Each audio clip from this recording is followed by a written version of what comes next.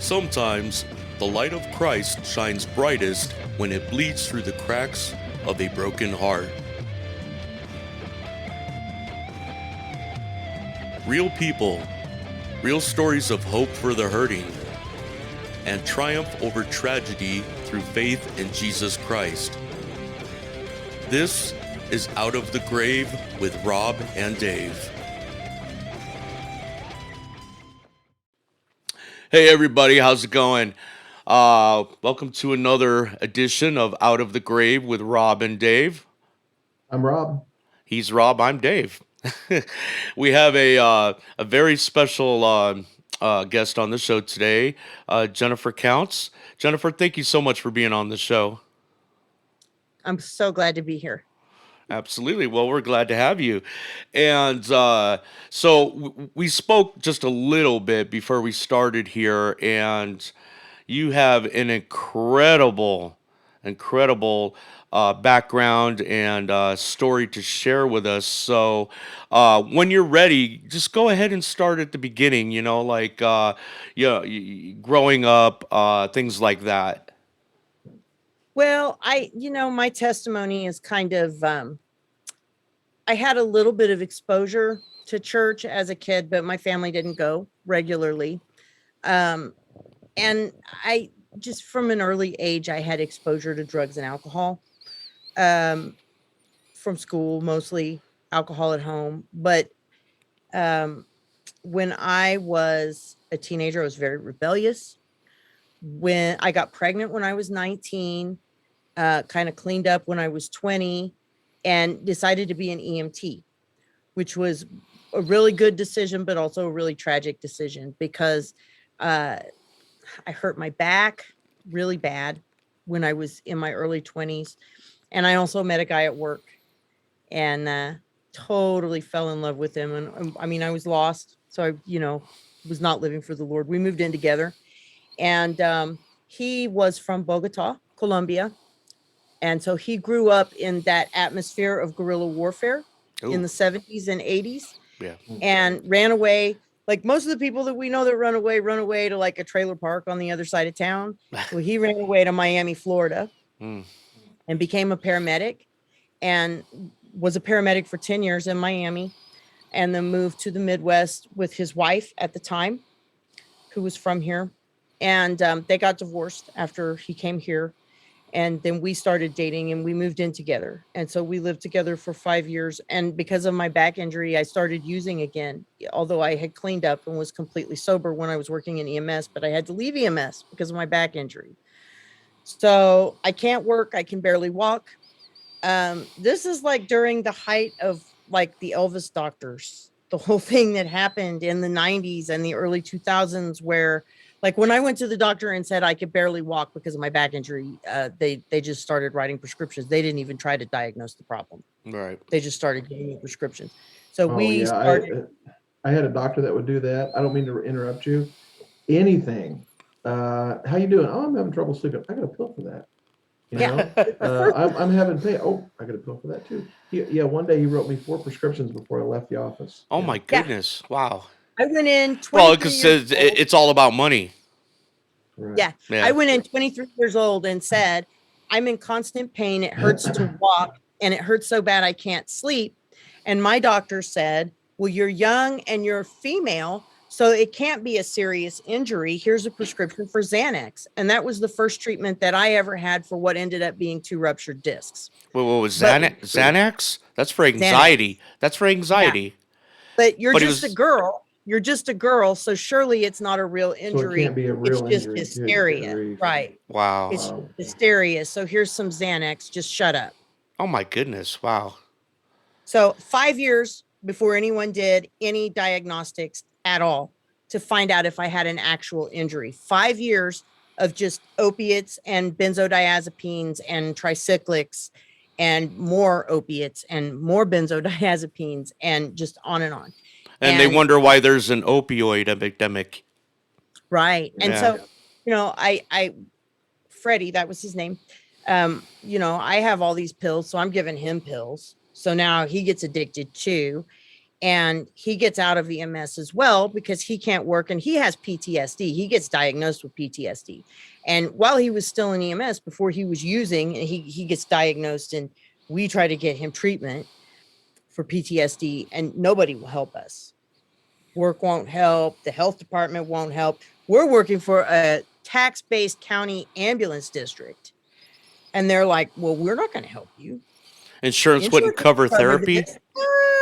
No. Are you kidding me? Wow. In 1997, 98, 99, 2000? Yeah. No. So we're like, well, maybe the health department will help. So we check with the health department. No. And shame on you for asking, you freeloaders. That's the way we were treated. Like we were, like trying to game the system or something. So he starts medicating with my prescriptions, and this whole thing just snowballs. And so it gets out of control, and we, it all culminates in, there were 2 incidents where he was violent toward me. And on both times that he was violent toward me, both times he tried to kill me. Oh my goodness. The first time it was, he just snapped and he choked me out, and I got away from him and called the police. And by the time that we were living kind of in the country, and by the time the highway patrol got there, he was back to reality. And they were very helpful. The highway patrol was very understanding, very kind, very sweet. And they actually put their money together. These 2 highway patrolmen did, out of their own wallets, and got me a motel room for 2 nights so that we could get some space away from each other. And he was able to get therapy, and I was able to get therapy, and things got better for about 2 years. And then this second time, we were taking pills and smoking pot, and our neighbor had given us some meth. We'd never done meth before. Ooh. So it was the first time that either of us had ever done meth. And then we had some GHB, which is a bad drug, really bad club drug, date rape drug. Oof. And we were walking up the stairs. We lived in a 2nd floor apartment, and I had a Sonic drink in my hand. And, kind of like this, come and go drink. And the straw caught on his short sleeve of his t-shirt. And he just turned around and just started punching me in the face. And this just goes on. He just grabs me and pulls me up the stairs into our apartment. And so we had a neighbor that was this like distant cousin of mine, small town. You know how that goes. She heard it and heard the fight and came upstairs. And I was really into the occult. I was very mad at God, very angry. And she heard this, and she was Pentecostal. And she always said after that when she walked in the door, she saw a demon. And she did, because he looked different. And I could tell that, even though I wasn't a believer. He looked different, and his accent was gone. English was his second language. Yeah, really. His accent was completely gone. Whoa. Everything about him was different. He's a Hispanic guy. Like goosebumps here. Yeah, he's a Hispanic guy, so he's small, physically about the same size that I was, the same height, very slight build. And he had at one point had picked me up over his head and just thrown me about 10 feet across that apartment. And I hit the wall and slid like down the wall like this. And he came and stood over me. So I took my leg and just kicked him, in the cojones, right between his legs, as hard as I could, 3 times. And he just looked at me and laughed and said, "I'm going to kill you real slow, B." That's possession. He was possessed. Yeah, he was. That was possession. Oh man. Wow. And I knew when he That's said that, scary. I knew when he said that, I knew that he was going to kill me. Mhm. And I believe he would have. And it was right then that my cousin came in. She came in then. And I got up and I ran. I was crying, I was screaming, and oh God, please save me, please save me. And so, she grabs me and holds on to me, and she, come on. So I ran to her house, and we locked the door, and I called my friend, and her husband came and picked me up. And the next day, we went back about noon. He went with me because we were going to confront Freddie and tell him, you've got to pack a bag and leave because you can't stay here. This is dangerous. Yeah. I don't know what your problem is. Well, I did know drugs because we were on a lot of drugs. Right. It was so many. Well, I'll tell you in a little bit, but it was a lot. Okay. Mm-hmm. So the first problem was that the apartment was locked from the inside and the chain lock on the front door was chained, which was odd. And he wouldn't unlock it. So we knew he was in there, but he wasn't unlocking that chain lock. And I was able to reach in and unlock it. And Randy, that was my friend's husband, he kicked the bathroom door in because it was also unlocked. And we found him in the bathtub. He had committed suicide. He had taken, I had all those prescriptions and I wasn't taking like the tricyclics. I wouldn't take all of them. I take all the benzos and I take all the opiates, right? But not all the tricyclics. And he had taken all of them. And, but he had cut his, this is really gross. He'd taken his duty knife from EMS. So you carry a knife on you, like to cut seat belts or anything that you might need a knife for. He'd taken that and he had cut his brachial artery, which is right here in the bend of your arm. He had cut it and he had left a suicide note in blood on the wall to me. It was very hateful. The letters were about an inch, about a foot tall, about 12 inches tall. And then he had, the official cause of death was drowning. What had killed him was that he had passed out from the pills and drowned in the bathtub, which was full of water. It wasn't, so slicing his arm, you would have thought that he bled to death. Yeah, that wasn't it. Wow. That wasn't it. Okay. He covered all the bases. I mean, he was a paramedic for years. He knew he wanted to die. And so he had taken these pills and gotten in a bathtub, and he had also cut himself. So he was determined, he had multiple ways. Well, looking back on it now, do you think that it was the PTSD or the possession of the drugs, or do you think they were just all kind of working together and making everything, just kind of feeding off each other? I think it was a perfect storm, but I think that the root cause was probably possession. I had been really into the occult at that point for about 10 years. And I was practicing Wicca, and I had gotten him really into Wicca. And he was really familiar with different kinds of Latin American paganism. There's a lot of paganism in Latin American culture. Many Latinos are very devout Christians. So I don't want to make it sound like they aren't, because most I think are, but there are some forms of pagan belief present in Latino culture. And so he was familiar with those. And I really pushed that on him. I really encouraged it. And so that's what he went with. And it killed him. It absolutely killed him. And so what that ended up doing, though, there was a time when I was a kid, I got saved at church camp, at Baptist Hill Church Camp, when I was 9 years old. And during that time, for a few years, when I was a Christian, I used to pray to God that if anything ever pulled me away, bring me back.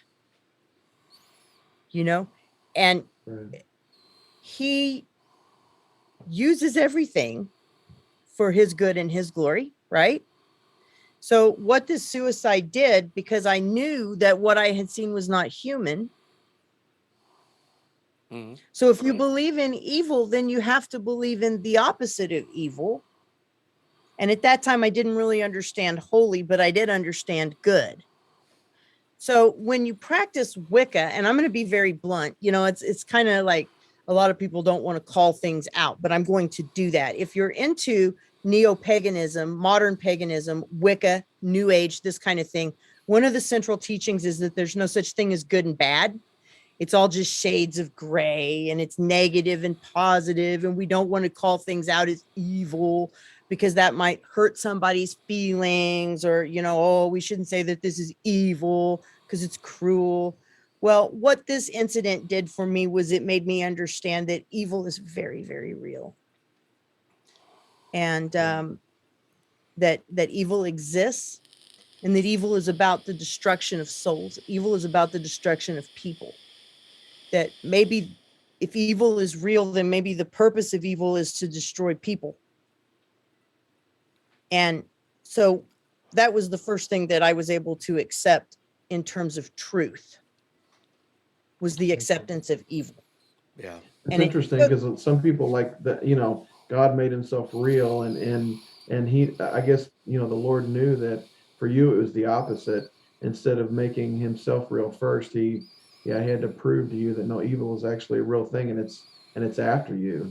That's interesting. Yeah, well, and it's hard. Really broken people will get it. Yeah. Like people that are born into church don't understand this.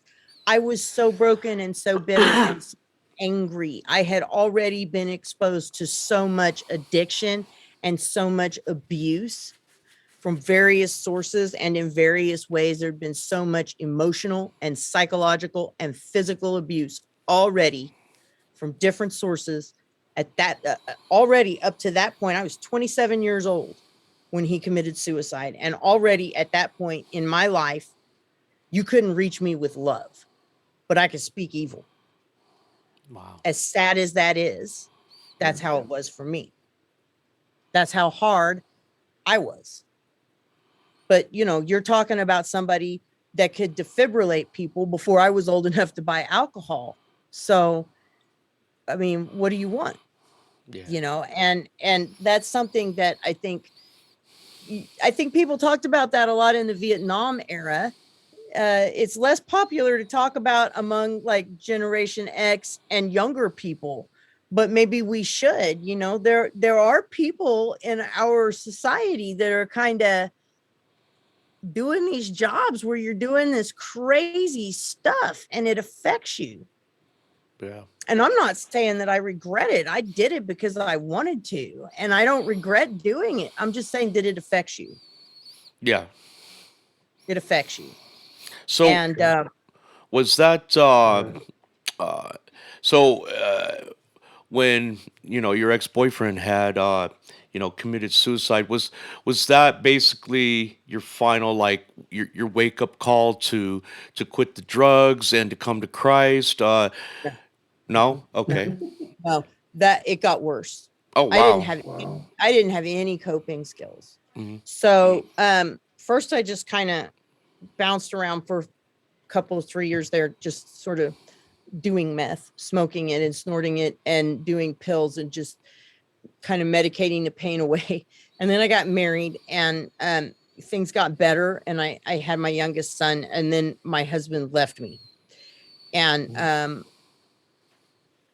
then it got really bad, and there didn't last very long, but there were a few months there where I was like shooting up, Oof. and I didn't have any coping skills. And like the weekend that Freddie died, I will never forget when the coroner called me, because the coroner was like, well, I got the toxicology report back on him, and he tested positive for every drug I've ever heard of, and one that I've never heard of before. What do you know about GHB? And I was like, nothing. I don't know anything. Well, I did know, I'd taken it too, but I mean, it was like that. Like, I mean, he and I both already at that point were like, we didn't have the words or the coping skills to deal with what we were trying to deal with.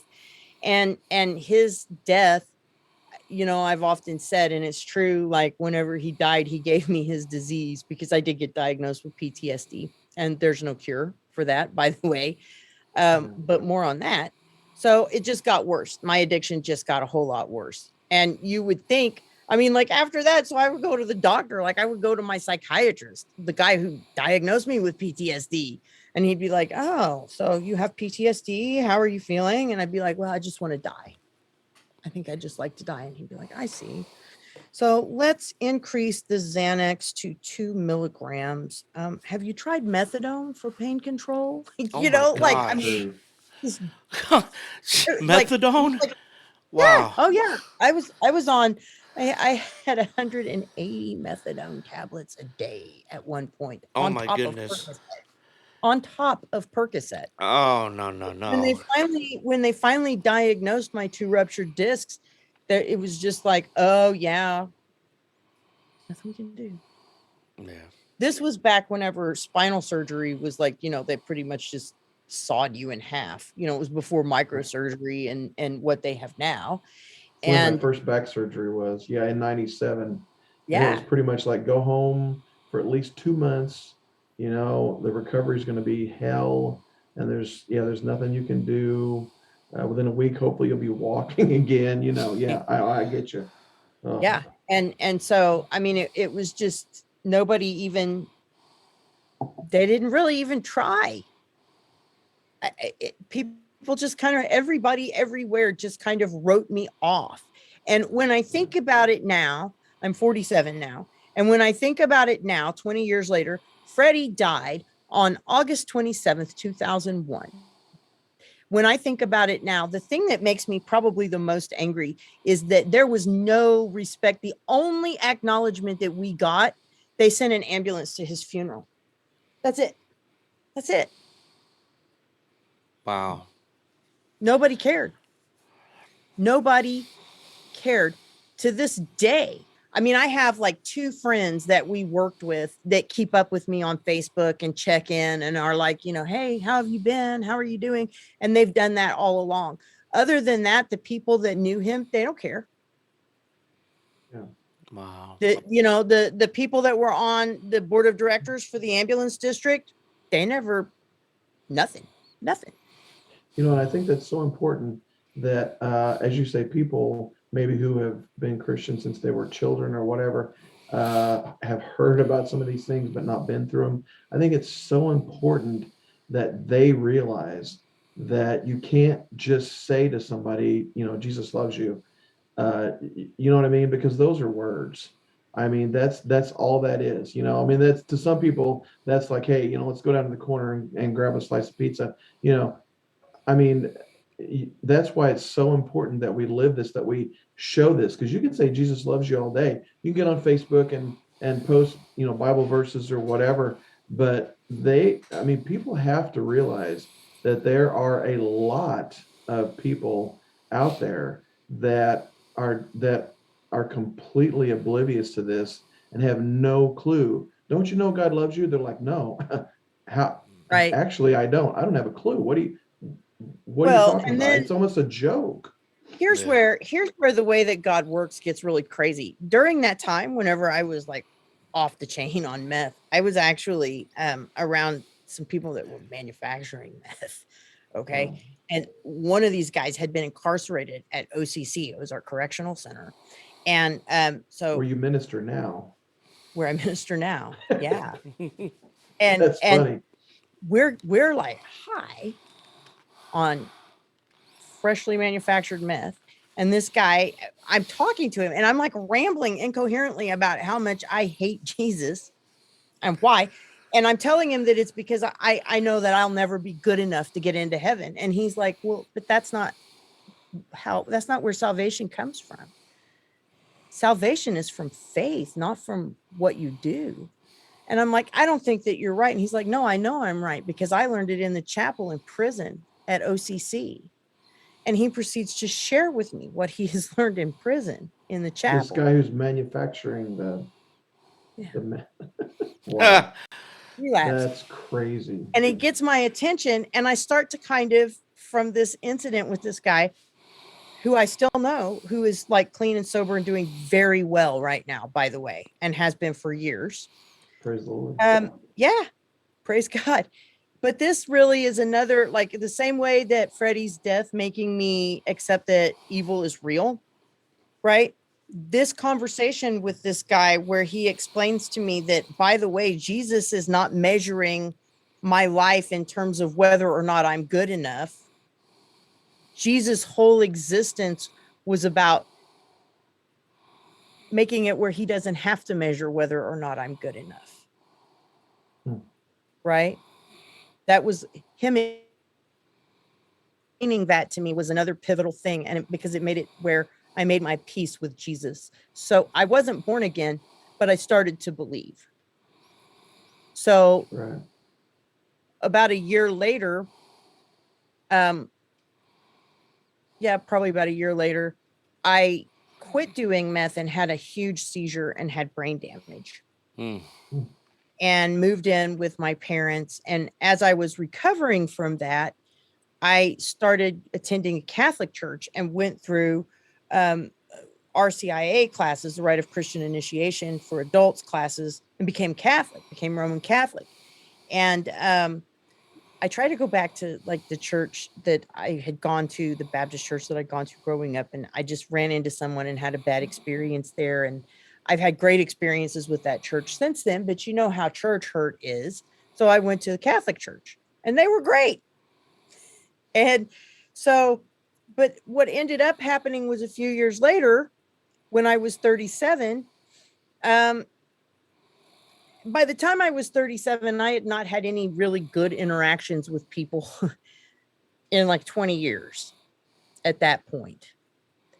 And I ended up in Springfield in a domestic violence shelter. And I found out that somebody that I used to party with in my hometown was now a drug counselor in Springfield for an outpatient rehab organization that at that time was being run through Praise Assembly out on North Glenstone. So I called her up and I'm like, you got to help me. I don't want to live in this shelter. And she said to me, look, no offense, but I've known you for years and I know how you are. And I'm sober and my sobriety is really important to me. And I want to be friends with you. But if you want to talk to me, you're going to have to meet me at church. Because I just don't want to talk to you anywhere else. And then she said, and bear in mind, the only church that I've been to for like years is a Catholic church. She said, if you're really serious about this, you can go to Freeway tonight. I'll have somebody come and pick you up and go to Freeway. Well, Freeway is this like service, you know, if you're not from Springfield, there's a service for homeless people. And so she had somebody come and pick me up and we pull up outside of Freeway and like I can hear the music outside. And I remember just sitting there and thinking, what kind of tent revival is this? What's going on in there? Because it's not like a Catholic service at all, you know? So we go in, right? We go in and there's like this guy with like tattoos on his face and his neck. And he's like sitting there crying. And I'm like, I'm just watching this and I'm like, somebody's going to make him leave. And then you can imagine my surprise whenever he gets up and starts to preach, because that was John Stroop. Oh. Rob's laughing because he knows. Yeah, John is like now, like, you know, he's started ministries all over the world, written books, and he was saved in prison. And Freeway is huge. It's a worldwide ministry for marginalized people. And at this time, it was like me and 10 other people. Freeway was just a very budding baby ministry at the time. But so I started going. What I found was that if you live in a shelter in Springfield, Missouri, basically there's a church that will come and get you 7 days a week and take you to their church. And a lot of times they'll feed you like homemade food and they'll tell you about Jesus. And so I had the born again experience and it changed everything. So, I had the seizures that I'd started having stopped. Awesome. I was healed of epilepsy. And that was a John Stroop. I was at Freeway and he was preaching about the little boy, you know, the story with the little boy that would have seizures and fall in the fire. And I thought, well, you know, maybe because that started when I quit using meth. So maybe that was just a demonic thing with addiction. And maybe because I quit using meth, then it just, that demonic stronghold just switched to something else that could control me. So maybe if I just asked, I could be healed. And so I asked and I was, and I've never had another seizure and I don't take any seizure medicine and I haven't for 10 years. So was that first time going to the Freeway, the church there, is that when you, I mean, that first time going, is that when you gave your life to Christ, or was it you went a few more times before you were like, okay, I want to do this? It took about 3 months. It Wow. took a Okay. while. It was like a process for me because I was very committed to being Catholic. Okay. And I didn't want to stop doing that. And I knew that if I got into this born again thing, that I was never going to stop. I knew that there was not going to be any going back. And I felt like I would be betraying all of the really good, and I mean this when I say this, very good, kind Catholic people that had helped me. Yeah. But I really wanted God to talk to me. And I had tried to be a nun, but you can't be a nun if you have kids or you have a history of mental illness. And I had both. And I thought that God talked to nuns. See, because I didn't have the understanding of the Bible that I have now, which is Right. that God really wants to talk to everybody. But back then I thought God talked to nuns. What I really just wanted was for God to talk to me. And when I figured out that all I had to do was just really give my whole life to him and be willing to listen, then he would talk to me. Then it was like, okay, then I'll just do it. So when you did Mm. that, was it an altar call? Like, did they, have, it wasn't anything like that? Did somebody come to you, pray with you, or was it something you did on your own? I did it on my own. Okay. It was strange. It was like the strangest. It was like a pressure. It was like this constant presence of God. And it was almost like this, like a throbbing, like just a like just all the time.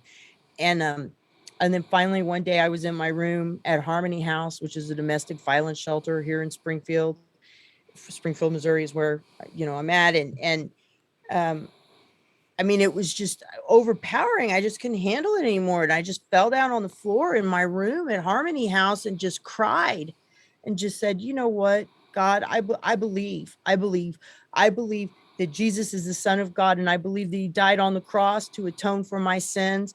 And you know what? I'll do anything. You died for me, and I'll do anything that you want me to do. Anything. Mm. You just tell me where to go, and you just tell me what to do. And I I still have think, that attitude. I pray that prayer wow. every day, and Yeah, I I've think, done crazy things. oh, well, I think American Christians, I was raised Pentecostal, even though I had strayed and then came back later. But, we've got this idea that there's certain words that you say, there's certain things that you do. And like you say, Dave, there's, you go up to the altar or whatever, it's a church thing or whatever. But people forget it's a heart thing. I mean, the thief on the cross just said, remember me. We think that it's got to be, let's see, forgive me of my sins, come into my heart, and if you don't say those words, but I've known people like you say, like you, that just say, man, I don't know if you're there, I don't know if you're real, but man, if you are, just fill me, just help me, and that was their conversion experience. There was nobody to lead them. It just, yeah, it just happened. I tell people it can happen anytime, anywhere. It's a heart thing. It's not I certain words. wanted, It's not a prescription. It's not a magic formula. I wanted, so I had gone voluntarily signed up for outpatient rehab. My friend that was a drug counselor at Higher Ground, which is now an independent outpatient drug rehab program, but at the time was partnered with Praise Assembly. And I Right. had voluntarily signed up for 6 months with Higher Ground of outpatient drug rehab, which was one of the best decisions that I've ever made. And I would go 4 nights a week. And the fifth night that they didn't have, I was a Wednesday night service. So I would go to that on Wednesdays. So there's 5 nights a week in church, right? And then on Saturday nights, I would go to Freeway. And then on Sundays, I had church on Sunday morning and church on Sunday night. So I'm going to church 8 days a week or 8 times a week. And, I'm around all these Christian people all the time. And what I'm hearing from these Pentecostal people, these charismatic believers, is this like dynamic and interactive relationship where God is talking to them and giving them direction, like step by step direction. And missionaries, I would love to hear missionaries talk about, they would get into these like crazy like experiences overseas. And I wanted that. Like, I just wanted, I mean, yes, overseas maybe, but not necessarily anywhere. I just wanted to have this like crazy wild adventure life where I was just living for the Lord and he was just sending me places and I never knew what was going to happen next. And so that's what I did. So where That's did what your I did. I know that because you and I have talked and we're friends, but where did your ministry actually start? The time where you said, well, I've made the heart change, I've made the life change, I've made the head change, so I'm going to start trying to reach out to other people. The Missouri Hotel. Really? Hmm. Wow. First thing that happened was I got a job at the Missouri Hotel. It's the most dangerous job I've ever had. Probably the best job I've ever had. So the first thing was the north side. That was just one thing. There was a lot of other things too, but the north side of Springfield. And then I've also done prison ministry, and I've been to Cuba 4 times, preached at 3 different women's conferences in communist Cuba. Wow. Just tell me where to go, Jesus, and I'll go. Just point And me in the right direction. That's right. yeah, what a blast. That's Right, cool. right. Well, you want to tell Dave real quick what the Missouri Hotel is? Oh, it was one of the largest homeless shelters in the country. Wow. Yeah. 230 beds. Those of us who And- live in Springfield would, I don't even know if they still have it, or if they do, it's not on Commercial Street, but we would avoid that at all costs if we could. By car, but especially if you're walking. Yeah. It was dangerous. Wow. So they've kind of, it was shut down completely for a while, I think. And now they've rebuilt a new building and it's much smaller. So there is a shelter. But at that time, it was a hotel building that was over 100 years old that had been purchased and repurposed as a homeless shelter. And it had 230 beds. And my title was night manager. So what I did, so during business hours, all of the like case managers and the kitchen staff, and there were people there. And at night and on weekends, there was a night manager, and I was one. There were 4 of us. And there was drugs and prostitution. I don't know what all, because again, I avoided the area, but yeah. And I was so naive. Whenever they hired me, they were like, so what we're really interested in here is your background in EMS. And I was like, yeah. And they're like, so are you comfortable interacting with law enforcement? And I'm like, yeah. And they're like, oh, so you're comfortable calling 911? And I'm like, sure. And they're like, so if we hired you, would you be okay calling 911 if it was necessary? And I'm like, well, yeah, that's what you want me to do. I can do that. And like, I was like a week into the job before I was like, they hired me to be the house snitch. Oh. These people are going to kill me. Yeah. Right. Oh, I mean, my and goodness. they almost did. Like every day on my way to work, I'd pray, and it'd be like, well, God, if they kill me today, I know that I was called to this, and that means that I'll be a martyr. So I'm okay with it. But if there's any way that I could live, then I'd like for you to protect me. Wow. Because I do like to be alive. It's a pretty good life. Right. So I could use some help. Right. Right. And I mean, it was pretty intense. I wear running shoes to work. Wow. But that was the first thing, and it was definitely a test of my faith. But I'll tell you what, it was just, I mean, I've been so blessed. But I want to say this for sure, though. One thing about my life that is radically different than a lot of people that I know who have had radical transformations. Everything in my life has gone wrong since I got saved in a lot of ways. I decided while I was working at the Missouri Hotel, I decided that I wanted to get a degree from Evangel. And at first I was a human services major, and then I changed it. I had just gotten married, and I decided to change my major after 1 semester and be a church ministries major.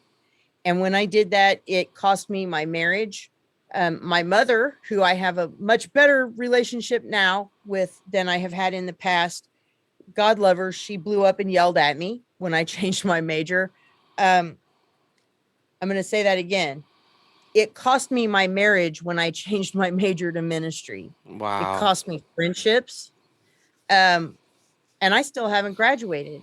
I still need 3 credit hours to graduate. So I tested out of them last fall, and there was a software failure on the test. And so I had to retake it. I wasn't able to graduate in December. I mean, it's just been one thing after another. Huh. And that's just the degree.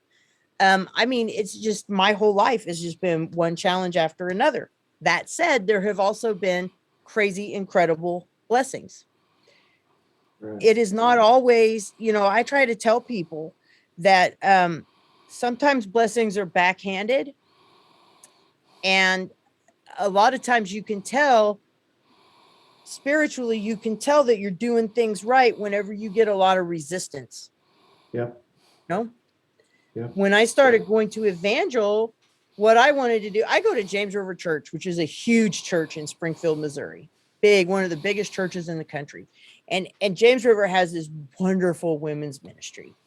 And I wanted to do women's ministry. I wanted to talk to other women with broken lives and broken pasts. And I was just really passionate about this. So I went to Evangel because I was going to do women's ministry.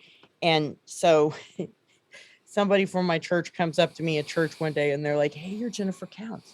"Yeah, I've heard about you. You have a really crazy testimony." And I'm like, "Oh, really? What'd you hear?" They're like, "Oh, I heard you have a really intense testimony." And I'm like, "No, seriously, what did you hear?"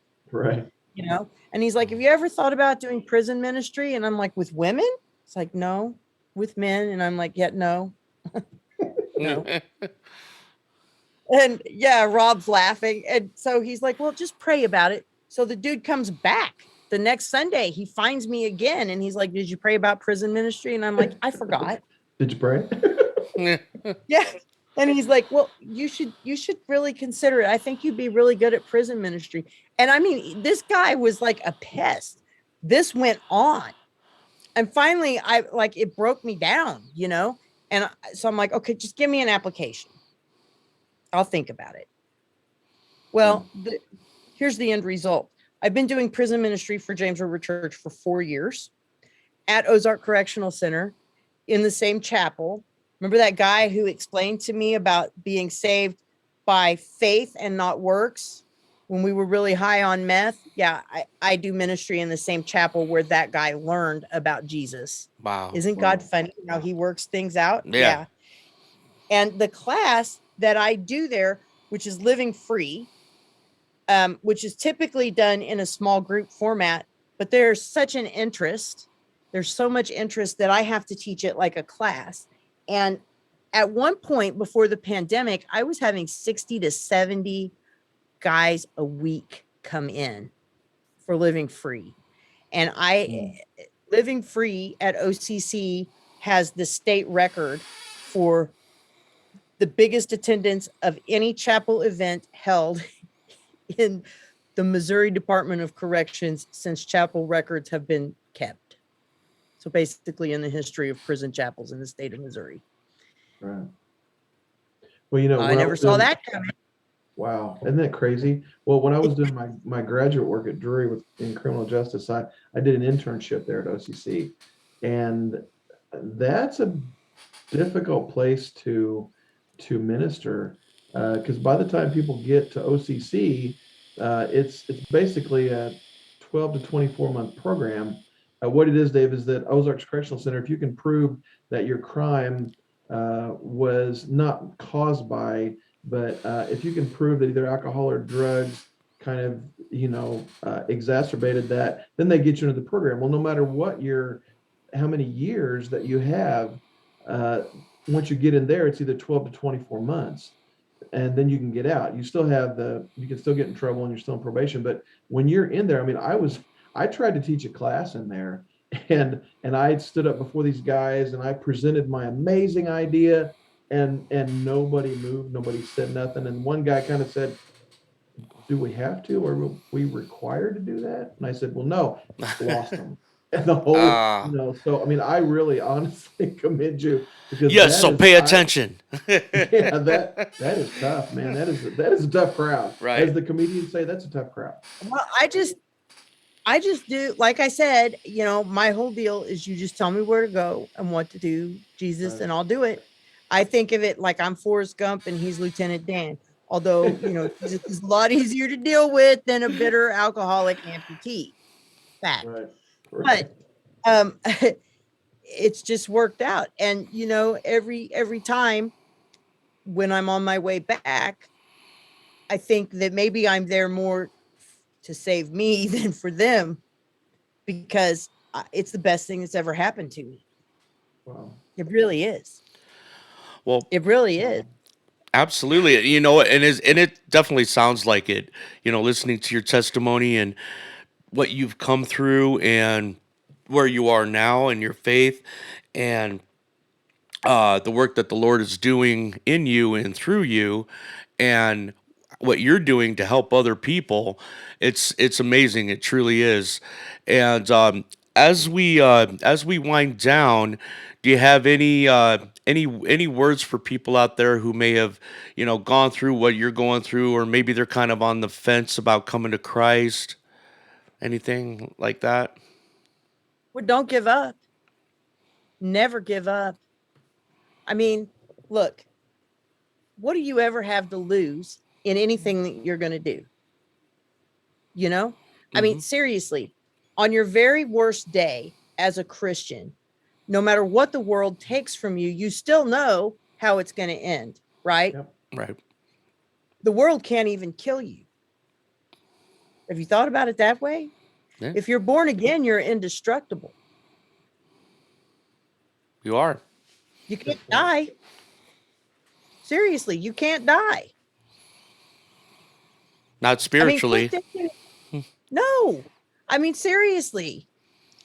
The thing that I love the most, I think, about the born again life, or at least one of them, is just being able to live large and be fearless, and just not have to, just really being able to truly cast all of your anxiety, all of your fears, all of your worries, all of your concerns, just cast it on Christ. Yep.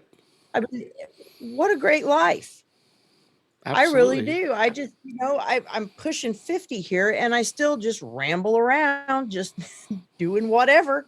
And it's all going to be all right. Amen. And why I just, people are afraid to share their faith, but I just don't even understand why. Because if anything ever sold itself, it's the gospel. Yes. Right. Yes, that's absolutely correct. Well, Jennifer, thank you so much for being on the show today. What a Rob and we story. I great mean, story. Absolutely. We greatly appreciate you being here today, and having you on the show has been a blessing. And guys, be sure to tune in to Out of the Grave with Rob and Dave every Wednesday morning at 10 a.m. Central on Gospel Rockin' Radio, .com, the GRR, or as Rob and I like to do, the grrr. All yeah, right. we don't mean to scare you. It just, No, no, no, not at all, not at all. That's a good I'm grr. joking. That's a good grr. Joking. And make sure that you stop by our Facebook page, give us a like, and show us some love there. And you can also subscribe to our YouTube channel. Make sure that you hit the subscribe button, like the videos, hit the bell notification so that you know whenever we upload brand new content. And if you're not able to tune in on Wednesdays, no problem. We archive episodes of the show at anchor.fm/out of the grave. And last but not least, we are on Spotify. So make sure you add us to your playlist. And we will catch you guys next time. Be blessed and be a blessing to others.